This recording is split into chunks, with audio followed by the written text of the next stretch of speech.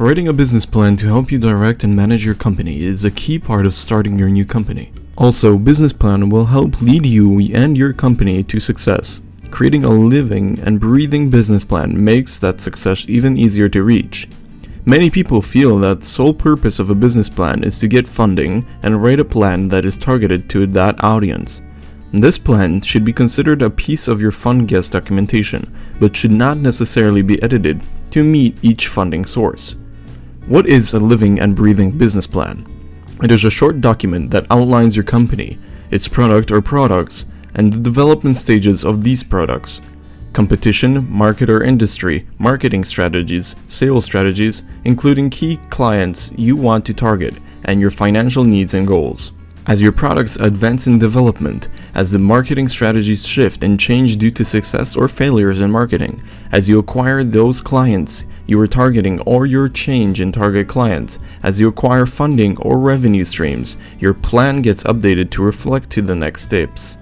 Many people dread the writing of the plan process. It doesn't have to be that hard. You already have an idea that you have pretty firmly in your mind, or you wouldn't be creating a company. Write a short paragraph that summarizes that idea. From there, write a paragraph or two on each product that you plan on building. Just describe the product, not how to create it. Next, look at the market. Write a couple of paragraphs on the market, including the market value and the ups and downs of the market. Next, you need to show yourself the value proposition in your company over the market and who the competition is.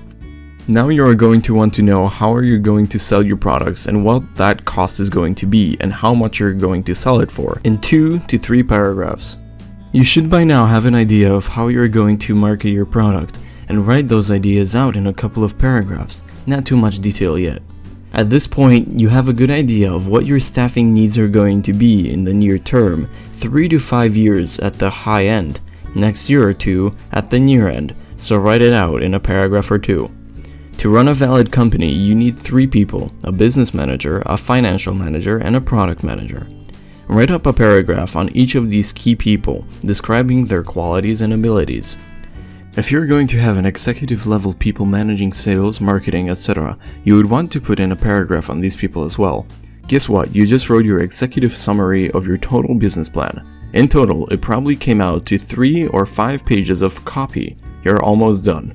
Again, these pages should only summarize where you're going with your company over the next 3 to 5 years. This is a document in and of itself that you will be using in your initial presentation as a part of your presentation for going for outside funding. Now within this document, go to a new page and copy the whole thing back into the document.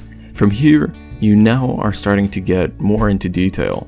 For each product you have, you need a page or 2 for mapping, assuming a new company and new products, the developer of the product, what the product is and how it works.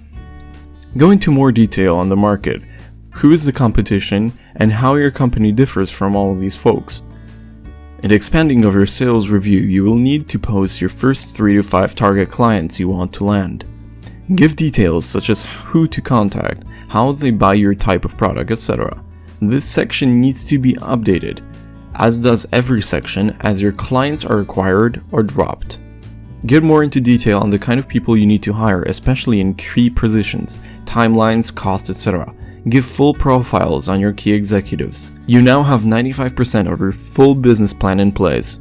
The next thing you need to do is create your financial data sheets that outline your first 2 years' expenses and income by month, the next 2 years by quarter, and the 5th year by year. Again, these are the approximates.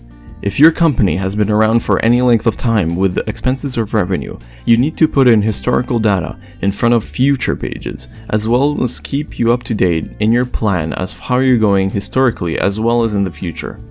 You have now created a document that you can keep an eye on your company and direction form, and that you can present to funding sources as an outline of how you're going to spend their money once they hand the money over to you. But the key is to keep this document current. It isn't so big, so keeping it up to date shouldn't be the hassle that many of the current toms out there are, and it keeps you on track. If you change tracks, change the plan. If you write a business plan to guide and manage your company form, which changes as your company changes, you will be more apt to meet your goals. Create and write a presentation centered on your plan as your fund search document. In that document, you can target your funding source, but your plan remains a valid, living and breathing business plan that you can and should continue to use after you get funded. If you have any questions on writing a business plan, then you can ask your question in the comment box. Also, thanks for watching this video. If you found this video helpful, then please like this video and subscribe to our channel. Don't forget to press the notification bell to get future video notifications.